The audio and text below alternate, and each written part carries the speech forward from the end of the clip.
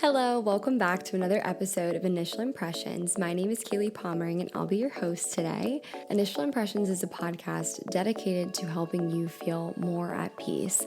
I share tools every other week on how to create the energy that you really want to feel and embody so that way you're in control of your emotional state, you're in control of the trajectory of life that you're on and the way that you experience the world around you. I want to help you gain control by changing your life from the inside out.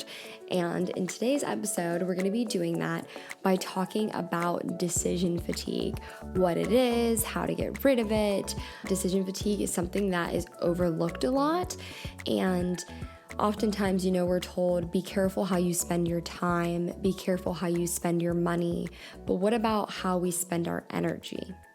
Because that is also a semi-limited resource.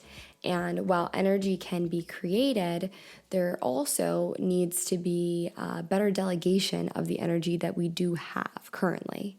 Because what I'm finding is that I'm reaching further and further to these new goals and these new ambitions, and I'm adding on habits that serve me. And in order to continue doing that, I have to start creating more energy by conserving where I'm putting the energy I have now. Because oftentimes we are actually depleting and wasting the energy that we have on a day-to-day basis in so many areas, usually on a subconscious level, that we don't even realize it. It's basically like if you had a bunch of money in your wallet and you just kept throwing it out throughout the day, and then you look at your wallet when you want to go to buy something and there's nothing in there, and you don't even know where the money's been going. You didn't even realize, you were throwing it away. You have all these decisions that you need to make in a day. And I did some research on this, and studies show humans make about 35,000 decisions in one day. That is a lot of decisions. And I want us to get better about conserving the right energy for the right decisions, because not every decision is worth the amount of contemplation that we spend on it. So if you wake up in the morning and from the moment you wake up, you don't know what you're going to eat, what you're going to wear, how you're going to do your hair, when you're going to work out, if you're going to work out today or tomorrow or in the morning or at night, or which tasks you're going to work on that day, which project you're going to work on that day, the amount of energy that it takes from your brain in the morning is so much that what I experience a lot of the times when I don't streamline all of those decisions is that I go to sit down and work after spending hours of making all of these tedious little decisions that don't even really matter that much, shouldn't even be contemplated over so much. And then I'm sitting there with no creative brain power, no energy to work on my passion projects.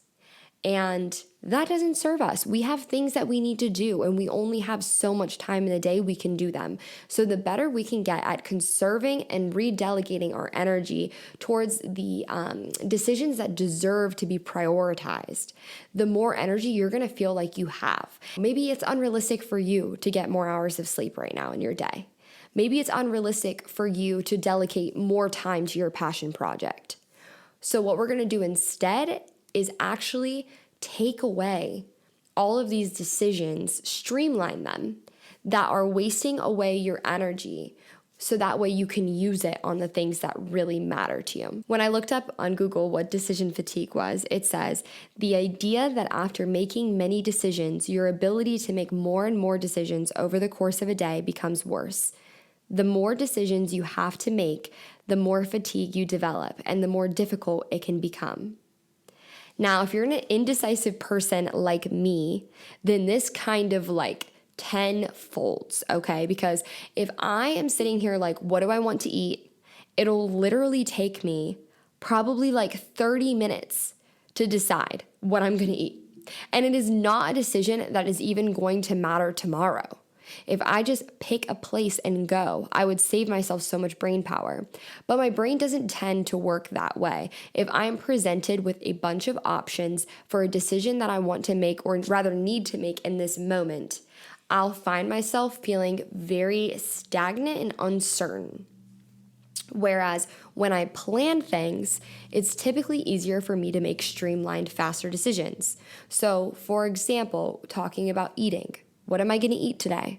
Oh, I meal prepped on Sunday. I don't have to think about that. I put the meal prep in my bag and I go. That literally cuts so much time out of my day-to-day life. And when I'm trying to decide when am I going to meal prep, what am I going to do when it's Sunday and I'm sitting down to meal prep, what do I want to make today? If I spend a little bit of extra time on that decision, that's okay. That's the day that I've allocated to make the decision on what I'm going to eat for the week. If it takes me a little bit of time, that's all right. I'm condensing all the decisions for my meals for a week into one time period. So instead of spending 30 minutes every single day deciding what I'm eating, I'm spending an hour maybe, and then a couple hours more cooking and prepping, getting that meal prep together in one specific day, one time slot where I don't have a bunch of projects that I need to do right after that require, a lot of my attention and focus. So typically the way that I'll map out my days is to categorize my days by similar decisions that I need to make. If I need to do things regarding podcasting, I typically do that with stuff regarding modeling because I'm doing similar things, looking up stuff, checking emails, following up with people, editing content, similar tasks. So I put them and I group them into the same day. When I need to meal prep, I'm going to pair that up with a bunch of other activities that prep me for my week. Cleaning, working out, and also something else that I do with working out. I plan out my workouts ahead of time. So that way when I go in there, I have a program that I'm looking at. I started doing this within the last month and a half. Oh my God, my workouts are so much easier, even though they're actually harder, but they're so much easier because I'm not sitting there after every workout thinking, okay, what workout should I do? And then there's this little voice in my head that's like, okay, but that workout sucks. It's so hard. You should do this one instead. Or no, but I really should be doing that. And then I have this whole battle in my brain that is wasting so much mental stamina. When now I just look at the workout, there's nothing to think about. You just do it. Oh, it's hard? Okay, well, that's what the program says. I'm just going to do it. I said I was doing this. Done. I'm doing it. And the more you can do that in your everyday life, the less decision fatigue you're going to experience. These are just some examples, some different things that I do, but I also want to share various tools that you can do on a day-to-day basis. And one of them is the 5-second rule by Mel Robbins. And I learned about this a few years ago, and it is so good for my indecisive babes because, oh my gosh, if you struggle with making decisions or deciding when you're going to do things, Mel Robbins has this little tool where you just count down from 5 and then you do it. You don't think about it any longer than that. You don't rehash the decision in your brain. Once you've made the decision, stop going back to it, stop pondering it, stop obsessing over it. You're wasting energy. If you said you were getting up at 7, when the alarm goes off, you count down from 5 in your head and you get up and you don't think anything else about it. You don't go, okay, well, wait, I decided to wake up at 7 a.m., but is that really what I want to do? Yada, yada, yada. Skip all of that. Get to the point. You decided that, for yourself for a reason. So count down from 5 and get to it.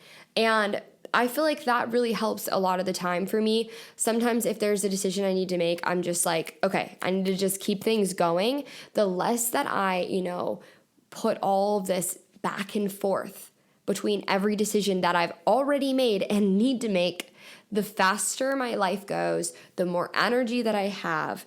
And when I'm sitting at the gym, I'm going on to the next workout. Okay, 5, 4, 3, 2, 1, start.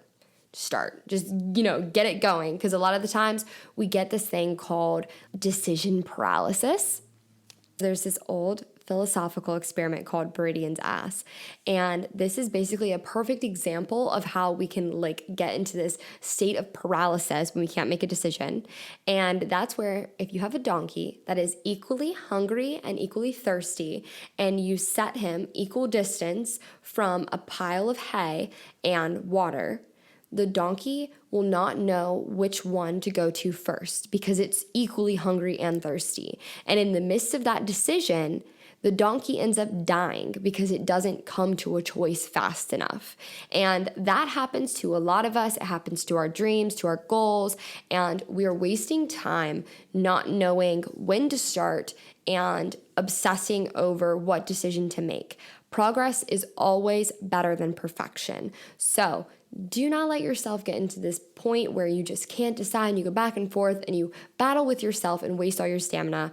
Come up with a decision, stick to it. Don't rehash it a bunch of times in your head or you'll be exhausted. If it's not going to matter tomorrow, you might as well not spend so much time obsessing over things like, do I want coffee or tea? Am I going to wear boots or heels?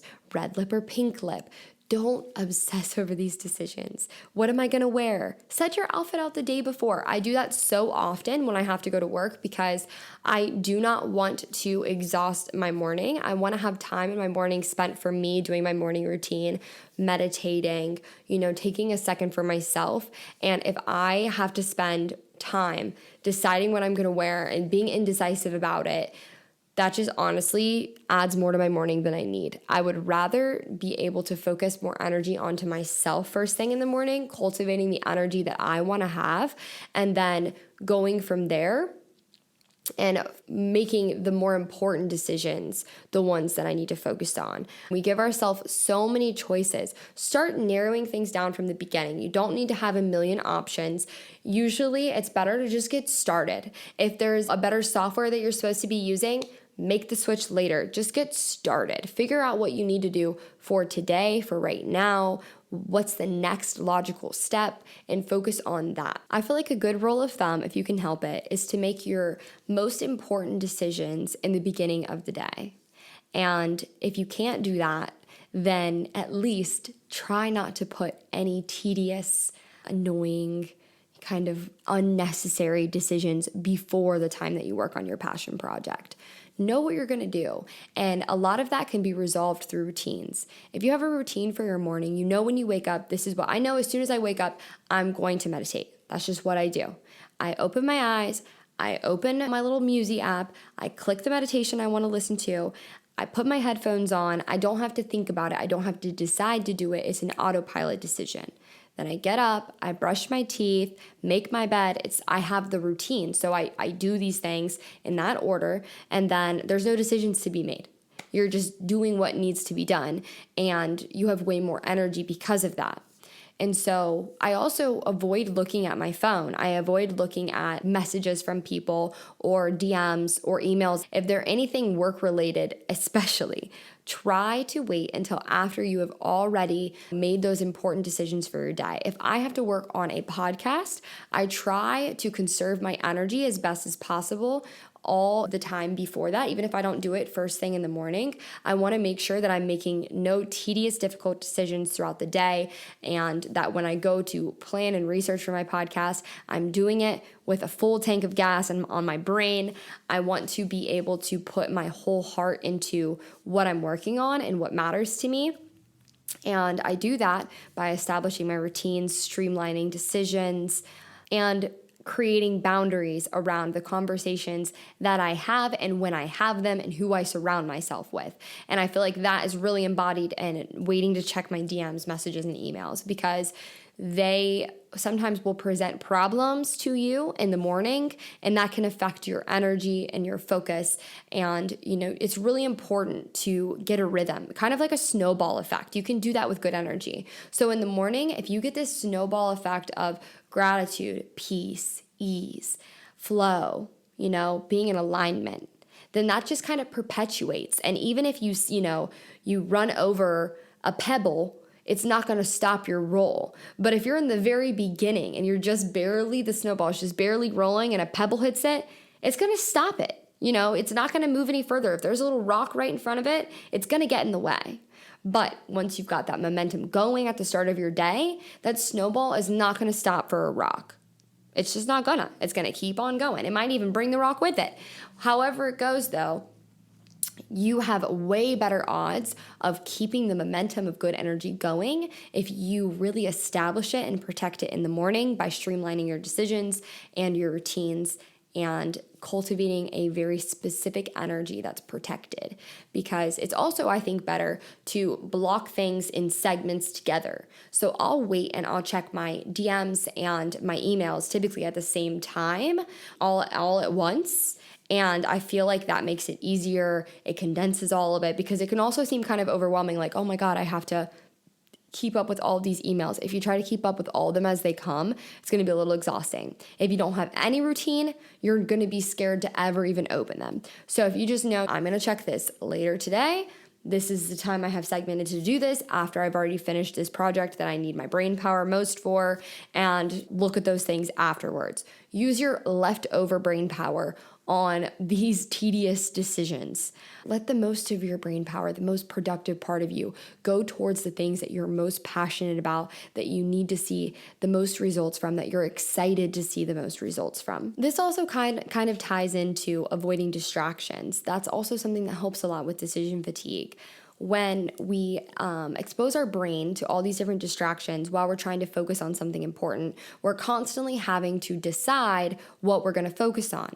If you open Instagram during a time period that you're supposed to be working on a passion project, you're going to feel like you're deciding between what you want to focus on, your phone or the project, and then comes with that guilt, or, this feeling of not being productive, or feeling like all this time has gone by but barely anything's been done. You feel like you've been working harder than you actually have, because you are delegating some of your brain power and your mental focus and mental stamina into something that is distracting you and is actually not productive at all for what it is that you're working on. So if you can put your phone on D&D, you can avoid these types of distractions. You can have decisions already made ahead of time from the night before. Maybe you made your to-do list the night before, so you know exactly what it is that you are going to be working on that day. Maybe you write down even the order that you're going to do them in. I mean, the more decisions you make the night before, the easier your day is going to flow. And especially if you don't go back and try to rehash things. If you said you were doing this first and then this after, trust that it was for a reason and go with that flow. If you decide to change something, decide it and be done with it. Like, don't sit there and deliberate back and forth. If there are things, choices that other people could be making instead of you, let them make it. Release some of the control, because with that, you're going to get a greater abundance of energy. And that is way more powerful than having complete control over every detail of what you're working on.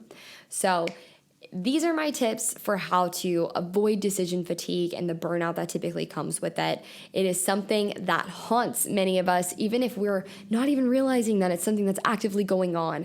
But the faster you can get at streamlining decisions, creating routines, and conserving your energy for the things that really matter to you, the more productive that you're going to be, the better you're going to feel, and the more amazing the results of all your efforts are going to be, because you're really going to see what it looks like to see this thing come into fruition that you put so much energy into, and you won't feel like you half-assed something that's really important to you. And none of us like feeling like that.